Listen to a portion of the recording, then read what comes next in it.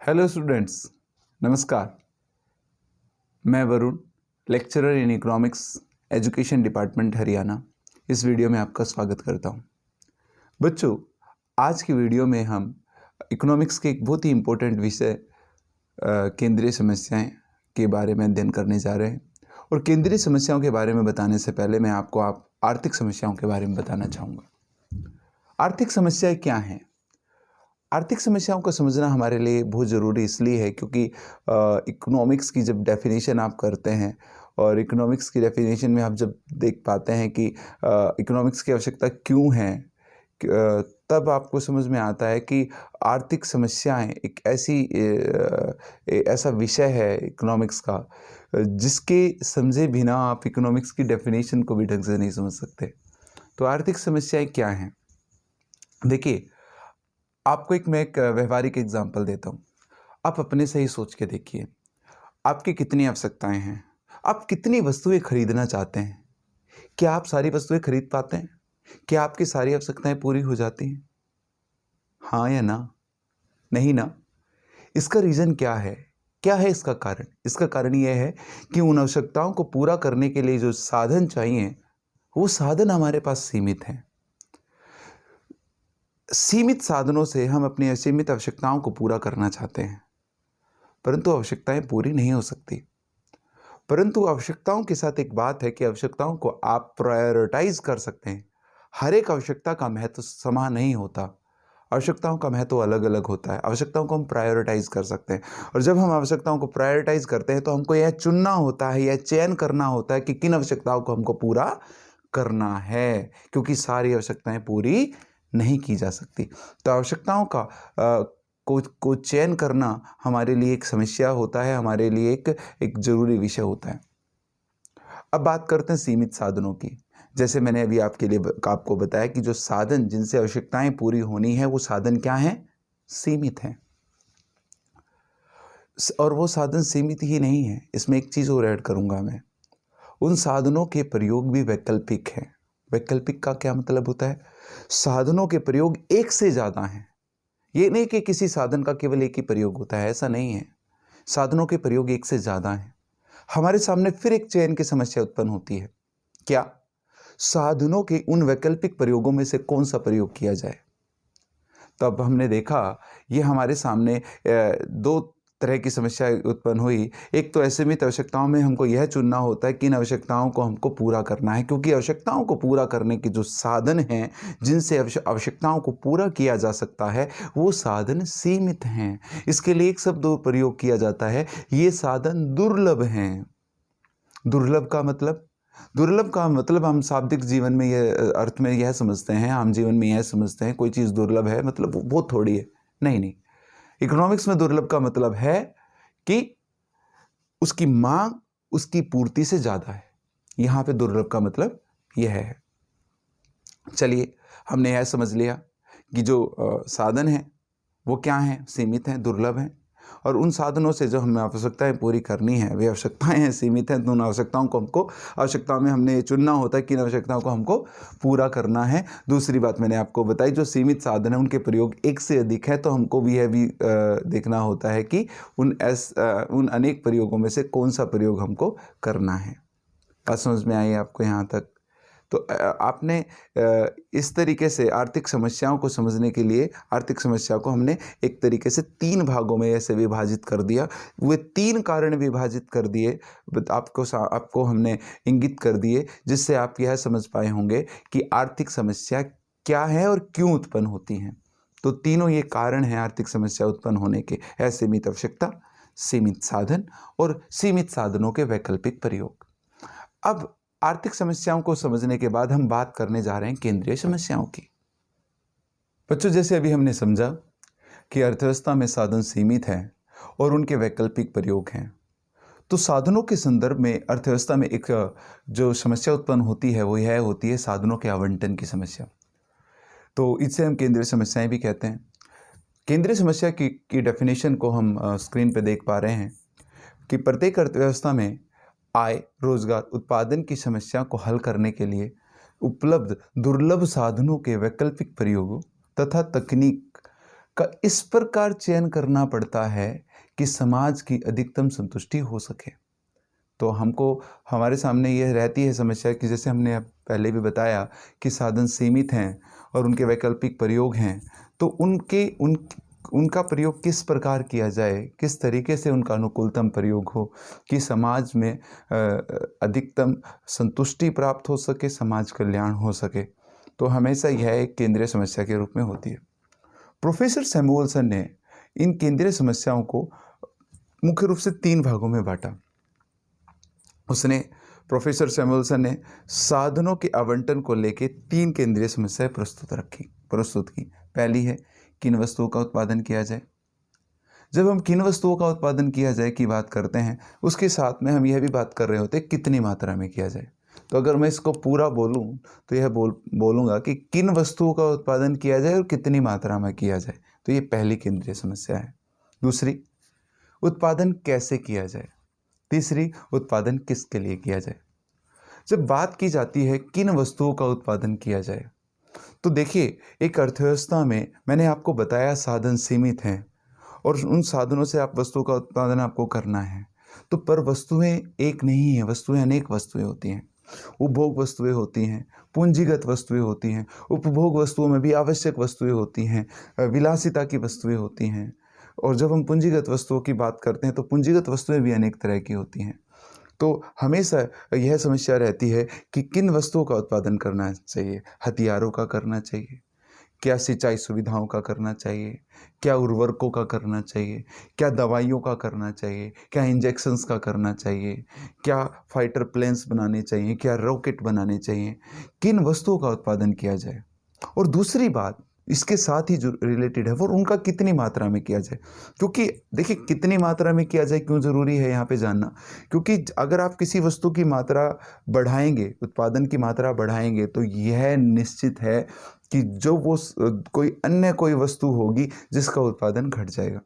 अभी इसके लिए मैं आपको एक एग्जांपल देता हूँ। अभी जब ऑक्सीजन की आवश्यकता पड़ी कोरोना के समय, जब ऑक्सीजन की कमी पड़ गई, मेडिकल ऑक्सीजन की कमी पड़ गई, तो स्टील उद्योगों में जो ऑक्सीजन की आवश्यकता होती है, स्टील उद्योगों के लिए ऑक्सीजन का जो उत्पादन होता है उसको कम करके मेडिकल ऑक्सीजन का उत्पादन बढ़ाया गया।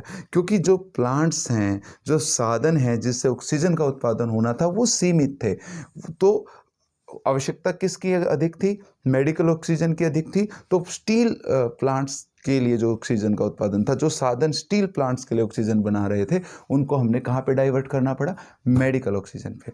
तो आप यहाँ पे यह समझ पाए होंगे कि जो साधन हैं जिनसे वस्तुओं का निर्माण होता है वो सीमित है, तो उनके आवंटन की आवश्यकता होती है। तो किन वस्तुओं का उत्पादन किया जाए और कितनी मात्रा में किया जाए, यह एक इम्पोर्टेंट पर्सन बनता है, यहाँ पे क्वेश्चन बनता है, यहाँ पे एक आवश्यक वस्तु बनती है कि हम यह जानें कि किन वस्तुओं का उत्पादन किया जाए और कितनी मात्रा में किया जाए।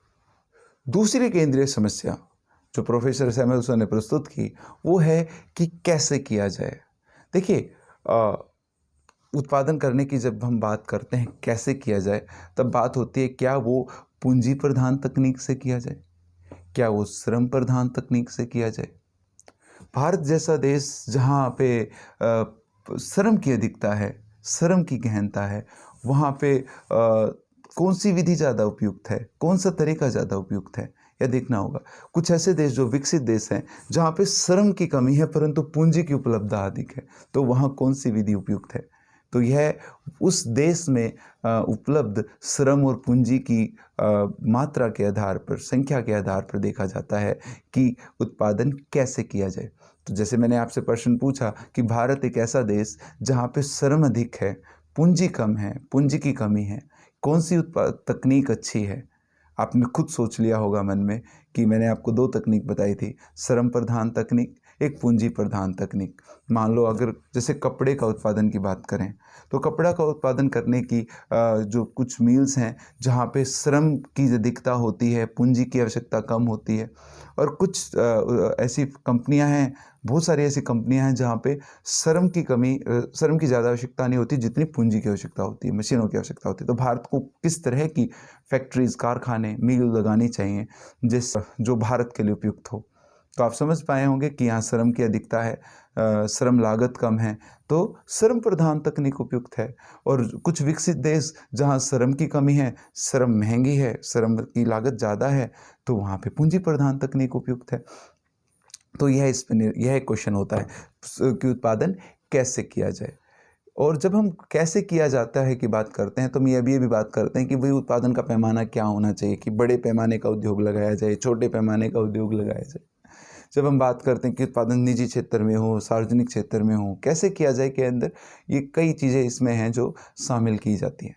अब मैं नेक्स्ट जो केंद्रीय समस्या की बात करने जा रहा हूँ, तीसरी महत्वपूर्ण केंद्रीय समस्या, वो है उत्पादन किसके लिए किया जाए, किन के लिए उत्पादन किया जाए।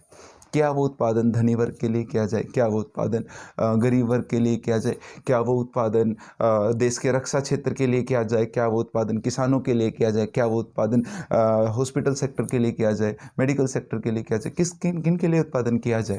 यह भी एक इम्पोर्टेंट केंद्रीय समस्या होती है। जब एक इम्पोर्टेंट बात और बताने जा रहा हूँ मैं इस तीसरी केंद्रीय समस्या के लिए, जब हम बात कर रहे होते हैं कि उत्पादन किन के लिए किया जाए, तब यहाँ पे जो साधन आय है, साधनों को जो उनकी आय का बंटवारा किया जाता है, साधन आय का भुगतान किया जाता है, उसकी भी बहुत महत्वपूर्ण भूमिका होती है। क्योंकि जो गृह क्षेत्र है वो वहाँ उत्पादन के साधन रहते हैं, उत्पादन के साधन उत्पादक क्षेत्र में जाके अपनी सेवाओं को देते हैं, अपनी सेवाएं देते हैं, जिसके बदले उनको साधन आय प्राप्त होती है। उनकी सेवाओं के कारण वस्तुओं का उत्पादन होता है, उस उत्पादन का वस्तुओं का मूल्य होता है। उन्होंने उन वस्तुओं का उत्पादन किया है तो उससे उनको आय प्राप्त हुई है। उस आय को वो कहाँ खर्च करते हैं, उन वस्तुओं पे खर्च करते हैं। तो अब यहाँ पे यह बात आती है कि आय का डिस्ट्रीब्यूशन किस तरीके से हुआ है और किन को वस्तुएं उत्पादक को बेचनी हैं जिससे वो अधिक से अधिक लाभ प्राप्त कर सके। तो ये हमने 3 केंद्रीय समस्याएं देखी। कौन कौन सी समस्याएं आपको समझ में आई होंगी। उत्पादन किन वस्तुओं का करना है, कितनी मात्रा में करना है, पहली बात, पहली केंद्रीय समस्या। दूसरी, कैसे करना है। तीसरी, किसके लिए करना है। अब इन तीनों केंद्रीय समस्याओं को समझने के बाद मैं अब आगे बढ़ता हूँ। अब बात करते हैं, क्या ये 3 केंद्रीय समस्याएं ही हैं, क्या इसके अलावा कुछ और नहीं है। देखिए, प्रोफेसर सैमुअलसन ने साधनों के आवंटन के संबंध में ये 3 केंद्रीय समस्याएं प्रस्तुत की थी। तो उनके अलावा स्टिगलर और लेफ्टविच ने कुछ और केंद्रीय समस्याएं बताई। एक केंद्रीय समस्या रहती है साधनों के कुशलतम उपयोग से संबंधित। साधनों का कुशलतम उपयोग किस प्रकार किया जाए, क्योंकि देखिए विभिन्न उपयोगों व व्यवसाय में लगे उत्पादन के साधनों का प्रयोग कुशलता से कैसे किया जाए ताकि संतुष्टि और उत्पादन दोनों अधिकतम हो। यह साधनों के कुशलतम प्रयोग की समस्या होती है। इसलिए यह भी बहुत इम्पोर्टेंट होता है कि साधनों का ऑप्टिमम प्रयोग किया जाए। ये केंद्रीय समस्या है। एक और जो केंद्रीय समस्या है वह है आर्थिक विकास कैसे किया जाए, क्योंकि आप जानते हैं कि जो अल्प विकसित देश होते हैं वो वहाँ पे विकास नहीं होता या कम होता है, तो वो क्या कर रहे होते हैं, विकास कर रहे होते हैं, जिसलिए इन देशों को विकासशील देश भी कहते हैं। ये विकास कर रहे होते हैं, तो इनके लिए यह समस्या रहती है कि देश का आर्थिक विकास कैसे किया जाए।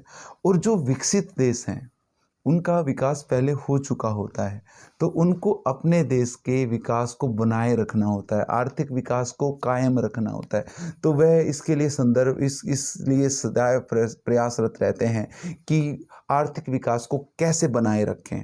और अल्प विकसित देश या विकासशील देश जिन्हें कहते हैं, वो हमेशा ये प्रयासरत रहते हैं कि अपना आर्थिक विकास कैसे कर पाएँ।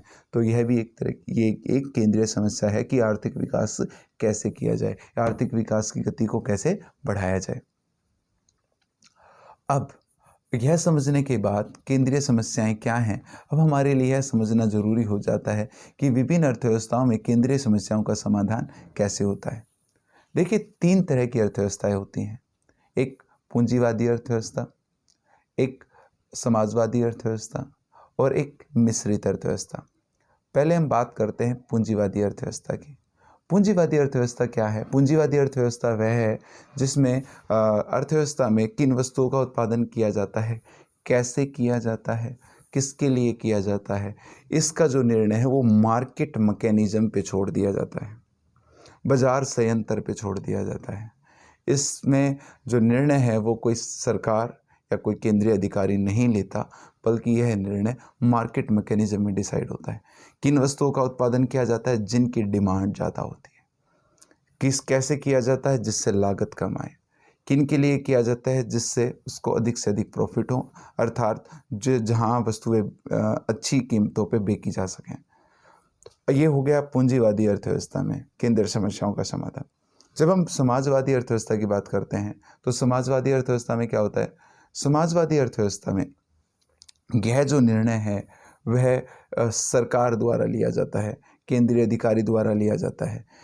समाजवादी अर्थव्यवस्था में पूंजीपतियों का रोल अधिक नहीं होता, अधिक की बजाय मुझे अगर मैं ये कहूँ कि नहीं होता, वो ज़्यादा उपयुक्त है, क्योंकि समाजवादी अर्थव्यवस्था में साधनों पर नियंत्रण सरकार का होता है और जो भी वस्तुओं का उत्पादन है वो सरकार डिसाइड करती है कि किन वस्तुओं का उत्पादन किया जाता है और कैसे किया जाना है और किसके लिए किया जाना है।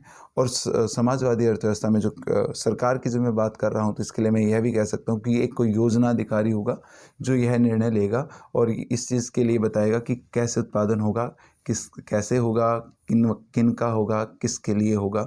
और इस समाजवादी अर्थव्यवस्था में हमेशा उद्देश्य लाभ प्राप्त करना नहीं, बल्कि समाज का कल्याण करना होता है, समाज का अनुकूलतम कल्याण करना इस समाजवादी अर्थव्यवस्था का उद्देश्य होता है।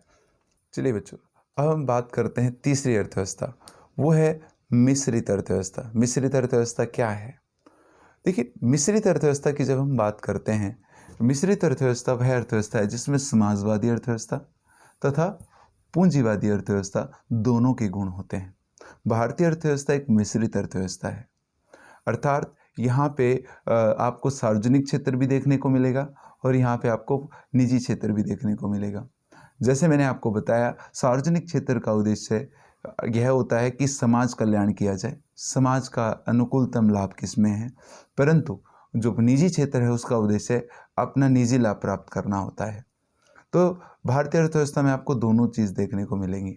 तो यहाँ केंद्रीय समस्याओं का समाधान करने के लिए दोनों ही मैकेनिज्म है, मार्केट मैकेनिज्म भी काम करता है और यहाँ पे केंद्रीय अधिकारी भी निर्णय लेते हैं। तो यहाँ पे दोनों आपको गुण देखने को मिलेंगे मिश्रित अर्थव्यवस्था में। तो केंद्रीय समस्या का जो समाधान है के तरीके ये दोनों ही हैं, मार्केट मैकेनिज्म भी है और केंद्रीय अधिकारी भी है, यानी सरकार भी है। तो ये मिश्रित अर्थव्यवस्था है। तो हमने इस तरीके से यह देखा कि कितनी तरह की अर्थव्यवस्थाएं होती हैं और उनमें केंद्रीय समस्याओं का समाधान किस प्रकार किया जाता है। आर्थिक समस्याओं, केंद्रीय समस्याओं तथा विभिन्न अर्थव्यवस्थाओं में केंद्रीय समस्याओं के समाधान को समझने के बाद अब हम बात करते हैं कुछ ऐसे प्रश्नों की जिससे हम जितना अब तक हमने पढ़ा उसको हम रिकैप कर पाएँ। बच्चों, अपने आर्थिक समस्या के बारे में जैसे समझा कि आर्थिक समस्या क्यों उत्पन्न होती है, क्या होती है। आर्थिक समस्या बेसिकली चयन की समस्या है, वो इसलिए उत्पन्न होती है कि सीमित साधन है और उनके वैकल्पिक प्रयोग हैं। केंद्रीय समस्याओं के बारे में आपने पढ़ा, जो सैमुअल्सन ने बताया था कि साधनों के आवंटन की समस्या होती है, उसको उसने 3 भागों में बांटा। क्या, किन वस्तुओं का उत्पादन होना है, कितनी मात्रा में होना है। दूसरी केंद्रीय समस्या कैसे होना है। तीसरी केंद्रीय समस्या किसके लिए होना है। फिर हमने स्टिगलर और लेफ्टविच द्वारा जो बताई गई 2 केंद्रीय समस्याएं और पढ़ी। साधनों के अनुकूलतम उपयोग की समस्या, दूसरा आर्थिक विकास कैसे हो, आर्थिक विकास को कैसे बढ़ाया जाए, यह समस्या, यह भी हमने पढ़ी। तो इतना कुछ अभी आपने पढ़ा, तो अब हम कुछ क्वेश्चंस देखते हैं जिनके माध्यम से जितना हमने पढ़ा उसका हम रिकैप कर पाएंगे, ताकि आप समझ पाएंगे कि आपने इस वीडियो में कितना समझा। तो क्वेश्चंस आपकी स्क्रीन पे आप आएंगे, अपने ध्यान से क्वेश्चन पढ़ना है, ऑप्शंस पढ़ने हैं और फिर बताना है कि क्या आंसर है। तो मैं आपकी मदद करूंगा इनमें। सबसे पहला क्वेश्चन देखिए, साधनों के कुशलतम उपयोग संबंधी समस्याएं कैसी हैं। ऑप्शंस देखिए, आर्थिक समस्याएं हैं, केंद्रीय समस्याएं हैं, चयन की समस्याएं हैं या उपरोक्त सभी।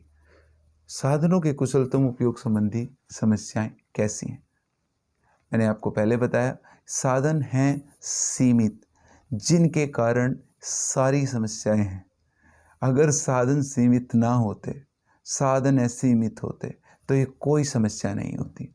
साधन सीमित हैं और एक सीमित ही रह के काम नहीं हुआ, वैकल्पिक प्रयोग भी है उनके, जिसके कारण ये सारी समस्या है।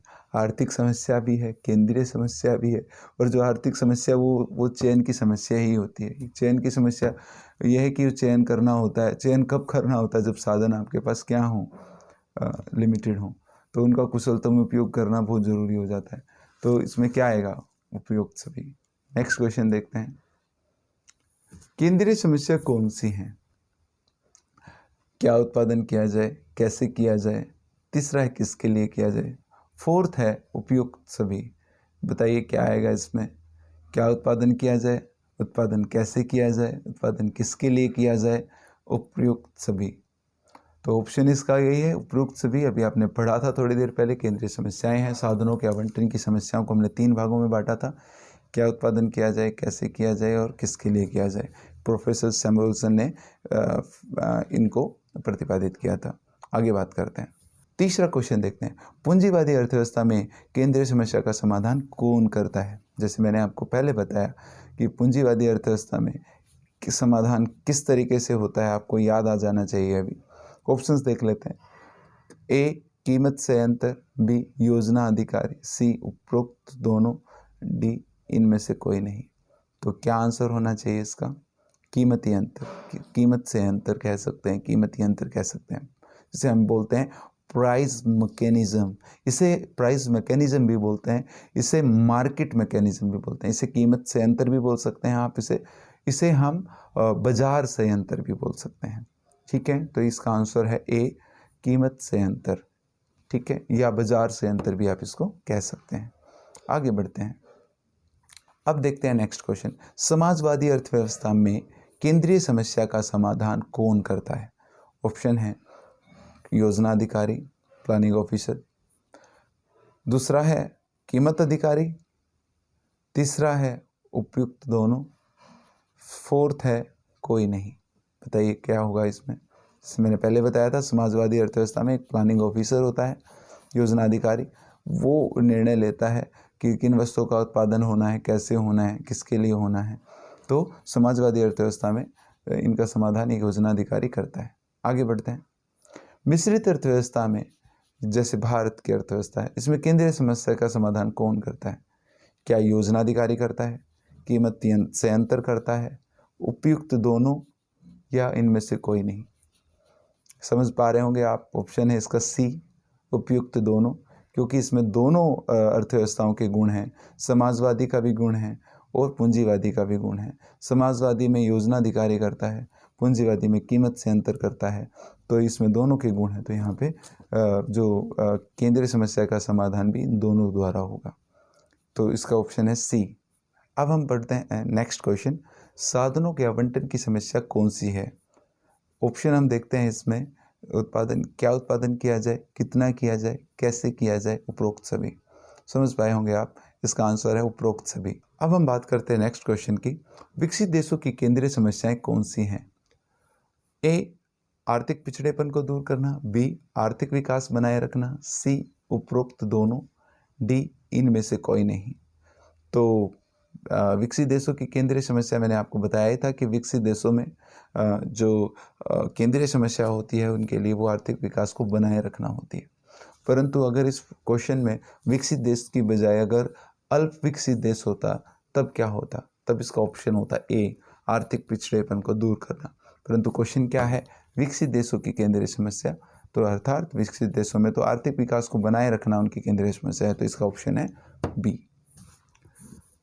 तो बच्चों, इस वीडियो में आपने देखा कि आर्थिक समस्याएं क्या हैं, केंद्रीय समस्याएं क्या हैं और इनके समाधान विभिन्न अर्थव्यवस्थाओं में किस प्रकार किए जाते हैं। इसके बाद हमने इस वीडियो में कुछ क्वेश्चंस भी समझे, जिनके माध्यम से हमने रिकैप किया जितना अब तक हमने इसमें पढ़ा था। तो उम्मीद करते हैं कि आपको इस वीडियो से काफ़ी सीखने को मिला होगा। तो इस वीडियो को ध्यान से देखने के लिए आपका धन्यवाद करता हूँ। अपना बहुत ध्यान रखिए। नमस्कार।